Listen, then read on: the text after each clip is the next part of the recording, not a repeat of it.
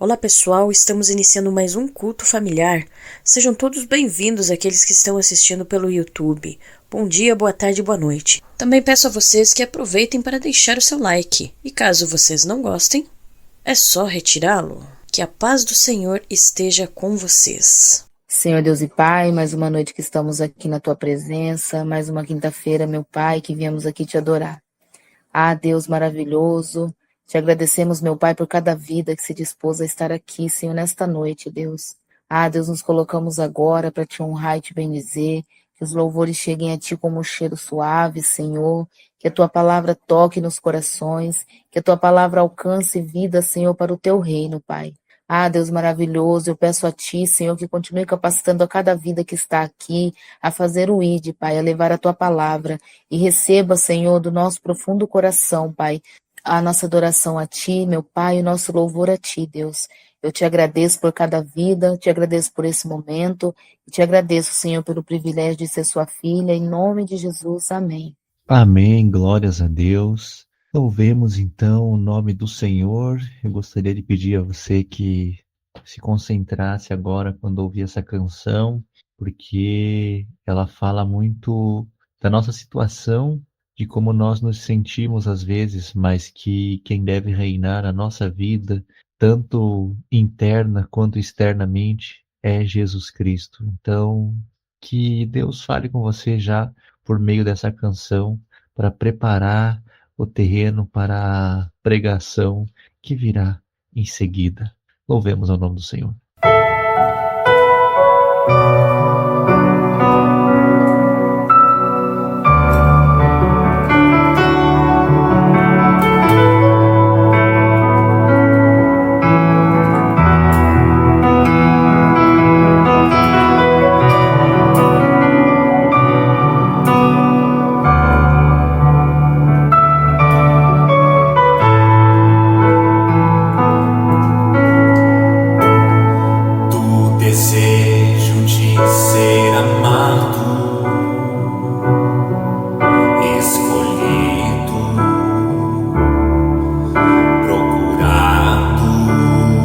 Livra-me, Senhor, do desejo de ser honrado,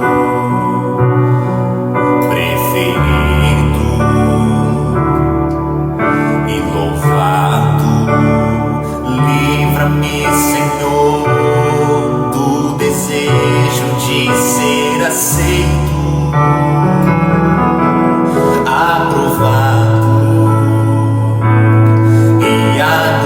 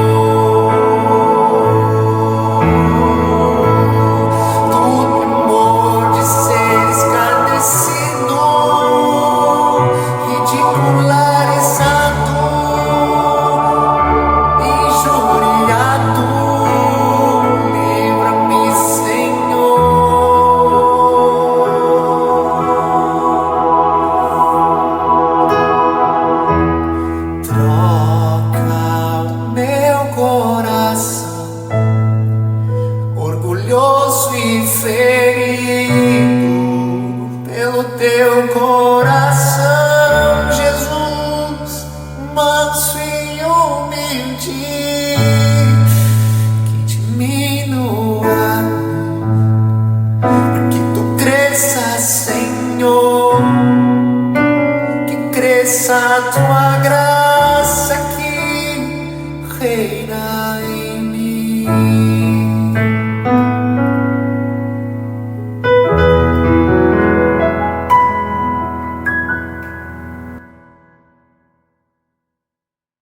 Glória a Deus, aleluia, um louvor bonito, né? E hoje, um dia de comemoração, eu digo comemoração pelas graças que a gente recebe de Deus, comemoração pela alegria que nós sentimos no Senhor, né? Por ser um momento, por recebermos muitas bênçãos, né? Porque em meio às tribulações, nós também recebemos tanto bênçãos físicas como bênçãos espirituais, né? Embora, com certeza, é importante lembrar que o foco é sempre em Cristo e no reino dos céus, né? E por esses dias eu estava pensando aqui em que pregar, pedir a Deus, né? Porque eu sempre tenho o hábito de orar pela palavra. E Deus, ele, hoje, entre ontem e hoje, ele me presenteou uma pregação de uma passagem muito bonita e de uma passagem também que desmistifica a imagem de Jesus, né?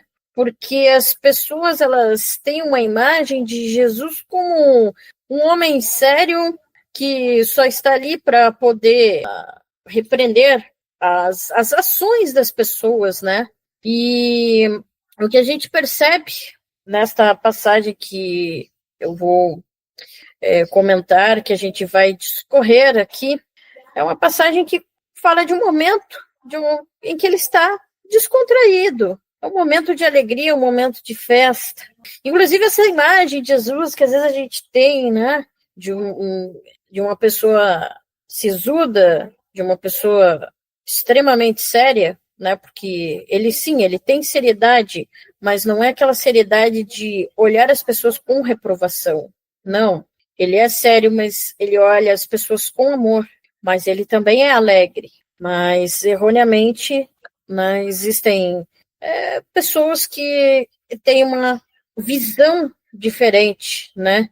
Tem uma visão de Jesus, dele sendo aquele que está ali para aprovar ou reprovar, ou para fazer com que as pessoas tenham as suas consciências pesadas, né? E hoje o texto que eu vou tratar, antes de chegar nele, eu vou fazer diferente. Eu vou falar primeiro do primeiro capítulo do Evangelho de João, para depois a gente começar, para a gente ler o capítulo 2, dos versículos 1 ao 11. Então, para poder contextualizar. Então, no primeiro capítulo, João começa dizendo que aquele que era a palavra, ele veio ao mundo, a palavra tornou-se carne, né? No princípio era aquele que era a palavra. Ele estava com Deus e era Deus. Ele estava com Deus no princípio. E por aí a gente vê vários eventos acontecendo neste primeiro capítulo. Um deles é o batismo de Jesus por João Batista.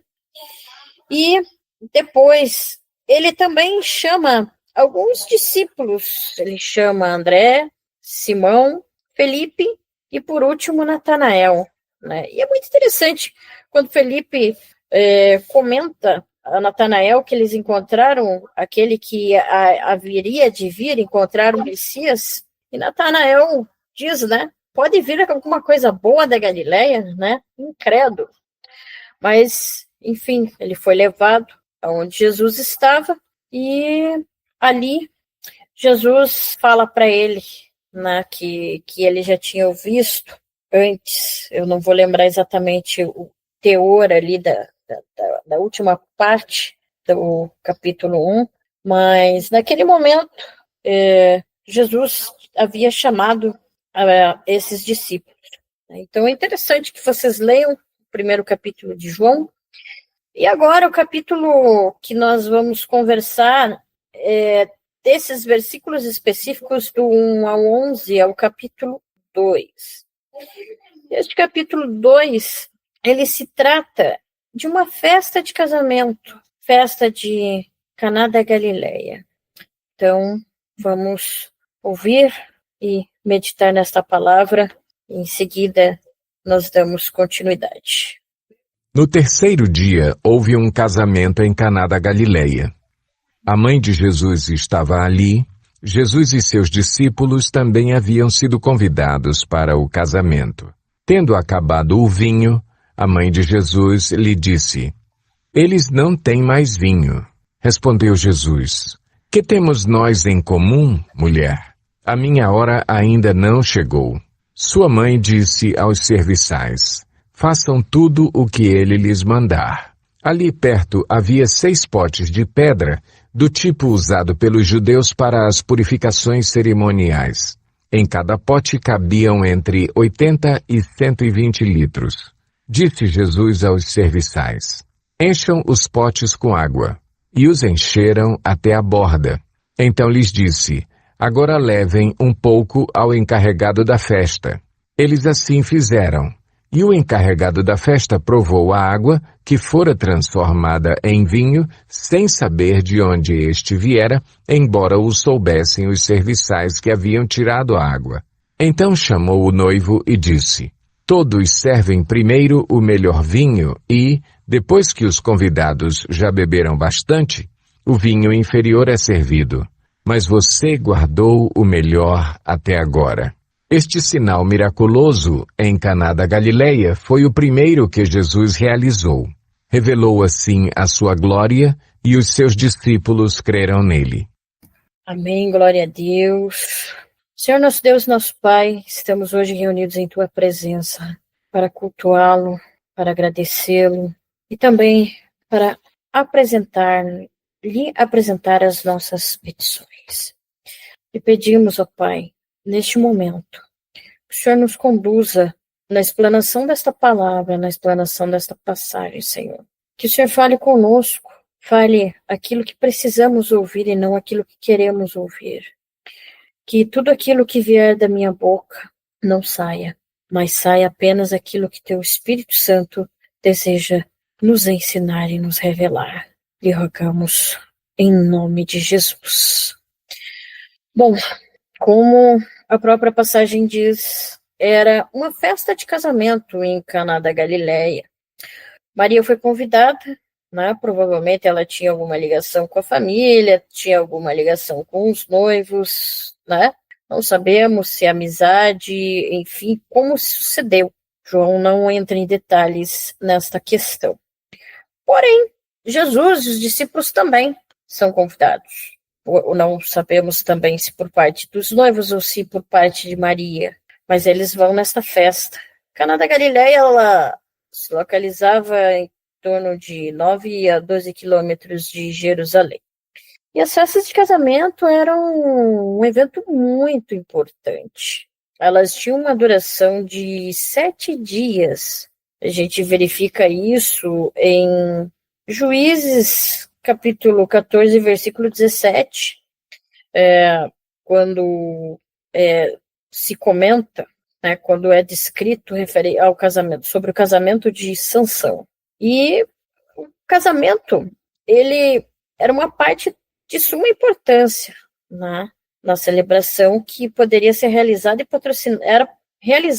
poderia ser realizada e patrocinada pela família da noiva e na casa da noiva, que é o caso de Gênesis, capítulo 29, versículo 22, em que Labão dá uma festa em comemoração ao casamento de Jacó com Raquel. É interessante olhar essa história. E no caso da família do noivo, quando eu comento sobre o casamento de Sansão, quem patrocinou foi Sansão, em Juízes, capítulo 14, versículo 10, né? Ele com a mulher filisteia. E é bem interessante também que a duração, de acordo com da lua de mel, de acordo com Deuteronômio 24, era de 1 ano. O homem, ele tinha esse direito, né, quando recém-casado, de curtir o seu casamento, né, tanto o homem quanto a mulher, no período de 1 ano, né, somente após 1 ano que ele, né, poderia ir para a guerra e prestar os serviços necessários. E em um dado momento, o vinho acabou. Nós não sabemos qual o motivo que fez com que este vinho acabasse. Se foi mal calculado, a quantidade, ou se vieram pessoas além do que as pessoas convidadas pelos noivos. Não sabemos. Só sabemos que o vinho acabou. E o vinho, ele simbolizava alegria. Quando o vinho acabava, a festa também ia acabando. Ela poderia acabar a qualquer momento. E nisso, também nós sabemos como Maria soube deste fato. Então ela vai conversar com Jesus, o avisa que o vinho acabou. E ele pergunta, e ele diz lá, em outra versão, mulher, o que tenho eu contigo? E a gente lendo aqui na nossa tradução, na linguagem português, parece grosseiro, mas a palavra mulher, que em grego significa gune, também pode ser traduzido como senhora.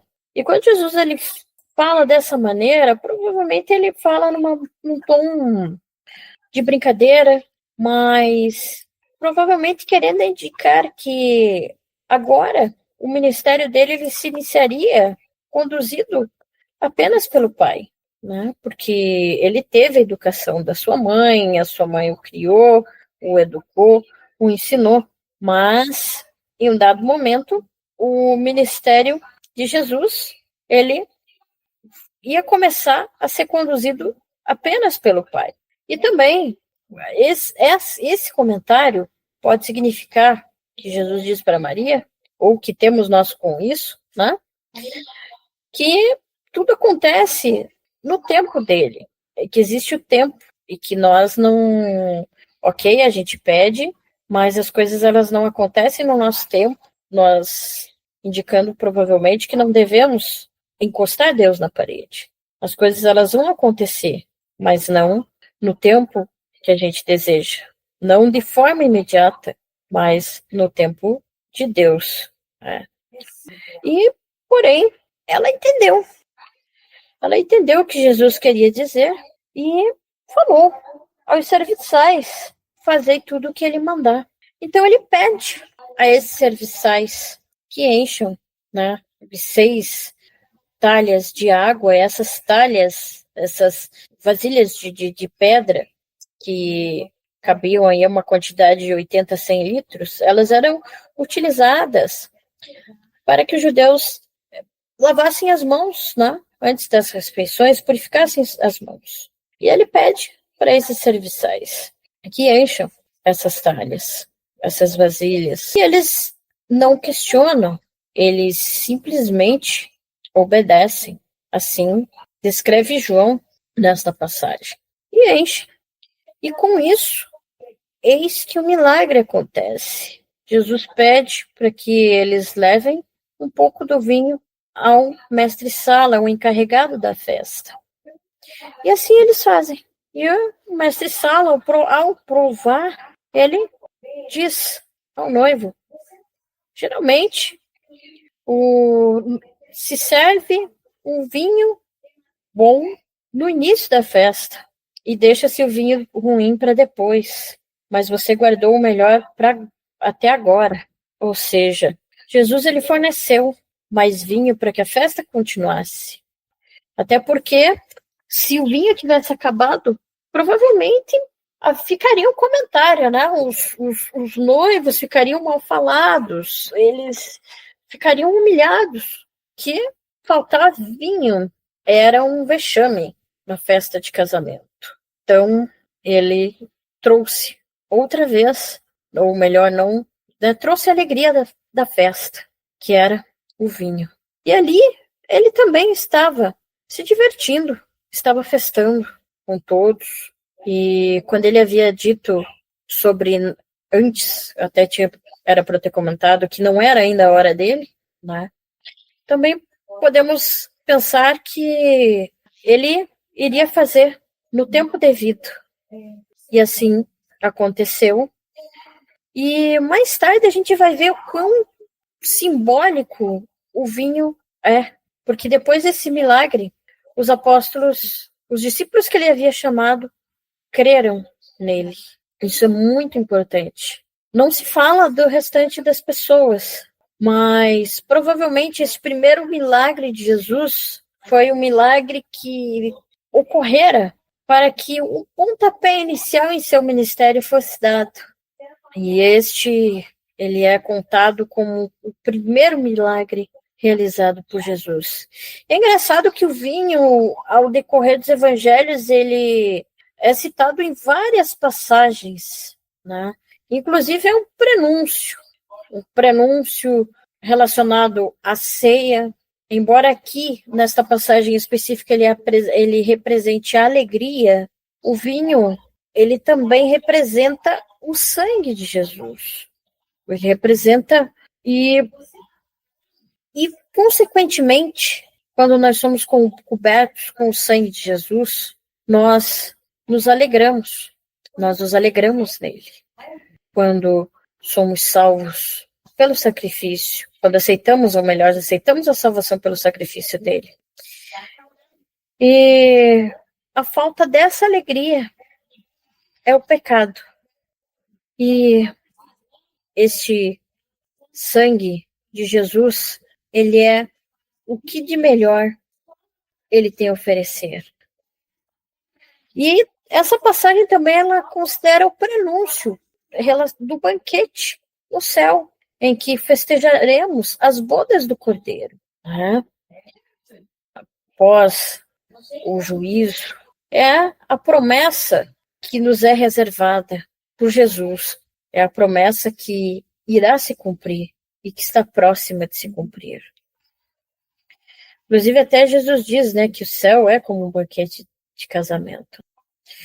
E sobre a questão do vinho representar o sangue, a gente vê isso quando Jesus realiza a última ceia, quando é mencionado primeiro em 1 Coríntios capítulo 11, versículo 22, Lucas 22, versículo 20, e Mateus 26, versículo 28, que se referem à passagem da ceia, em que Jesus, né, parte o pão e depois abençoa o cálice e diz: tomai, que este é o meu sangue, que é o sangue da aliança, nova aliança feita por muitos, feita em favor de muitos, que é a aliança da qual fazemos parte hoje, a aliança de sangue.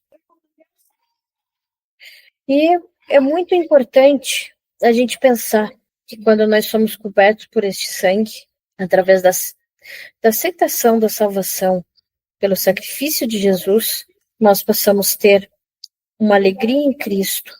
Os nossos pecados são perdoados. A nossa vida ela sofre gradativamente grandes transformações e a gente passa, consequentemente, a se interessar pelas coisas do céu.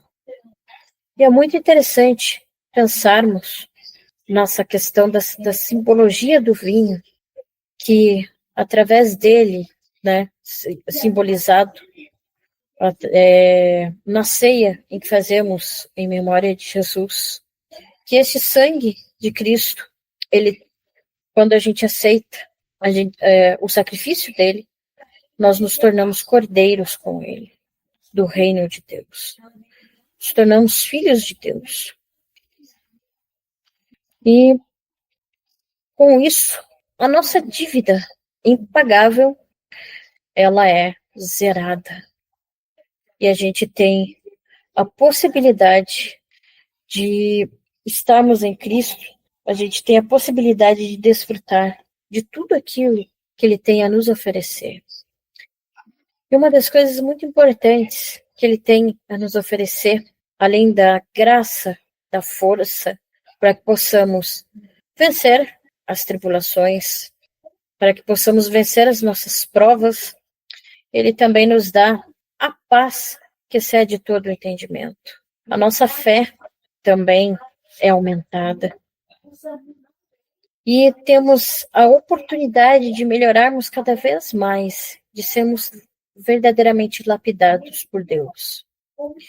Portanto, se deem, aqueles que não conhecem ainda Jesus, se deem a chance de conhecê-lo profundamente. Ore para que ele se revele a você.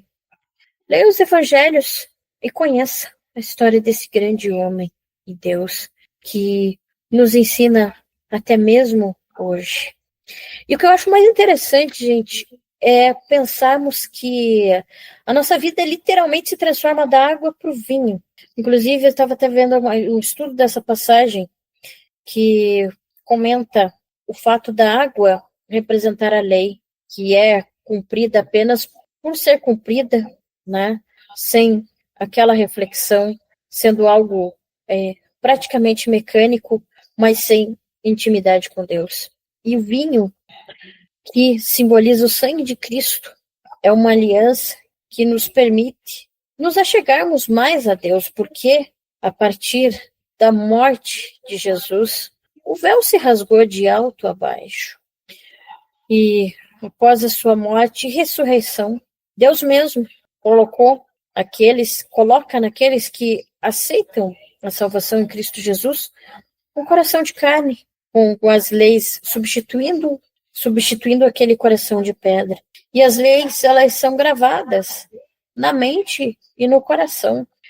E o melhor de tudo é que nós temos também o Consolador, que é o Espírito Santo, que testifica a obra de Jesus, nos orienta, nos ensina tudo aquilo que precisamos, tudo aquilo que devemos falar, nos traz o discernimento da palavra de Deus, das coisas que lemos, daquilo que vivemos, e nos ajuda a nos mantermos em uma vida de consonância com a palavra de Deus. E é muito interessante observar essa transformação, porque nós herdamos, quando nascemos, o pecado original, que foi a desobediência. Então, nosso coração, ele é tendencioso para o mal, ele é enganoso, como já disse o profeta Jeremias. A gente vê isso em Gênesis, principalmente, em demais capítulos, em demais passagens bíblicas. E com Cristo Jesus, através do seu sangue, o nosso coração, ele é transformado. Nós passamos a viver no Espírito. O homem natural, que é a carne, ela é mortificada. E nós renascemos, porque antes éramos mortos. Mas em Cristo temos uma nova vida. E essa nova vida é a transformação da nossa vida em vinho, naquilo que Cristo tem para nos oferecer de melhor, que é o seu sangue vertido na cruz por nós. Portanto, mais uma vez eu repito, se dê a oportunidade de aprofundar ainda mais a sua intimidade com Ele. E simplesmente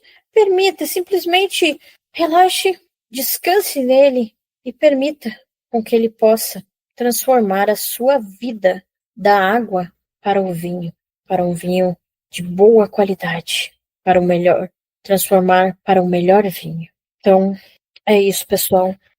Agradeço a oportunidade e sigamos em frente, se aprofundando ainda mais em intimidade com Cristo e vivendo o Evangelho e também o pregando de forma verdadeira, conforme Ele nos ensinou.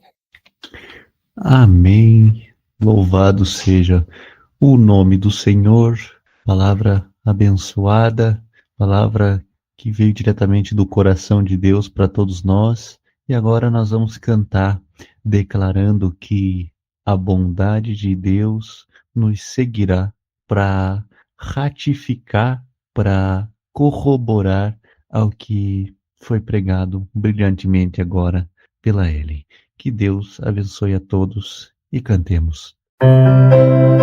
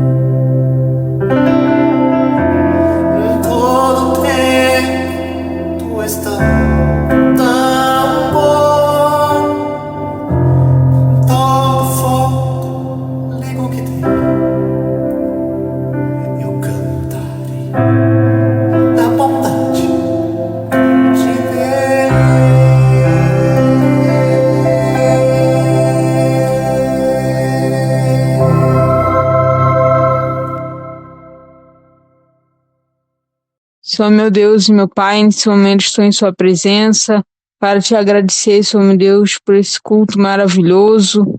Agradecer, Senhor meu Deus, pela Sua palavra, que Sua serva trouxe, que muitas almas se rendem a Ti, Senhor Jesus.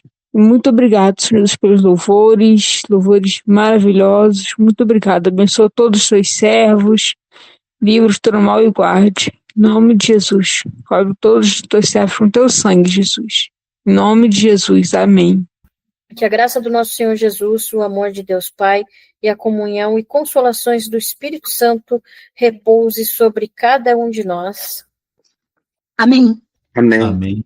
Bom, para eu saber que você assistiu até aqui, a palavra-chave hoje é vinho. Comente e receba um coraçãozinho. Agradeço a todos por terem assistido. Peço para que deixem o seu gostei e também para que comentem e compartilhem, principalmente aquelas pessoas que estão necessitadas da palavra de Deus. E convido a todos também para participarem do nosso culto pelo Google Meet. O link estará na descrição. Deixem nos comentários seu pedido de oração ou também, se preferirem, poderão nos enviar por e-mail. O e-mail estará em um comentário fixado. Tenham uma excelente semana e que Deus os abençoe.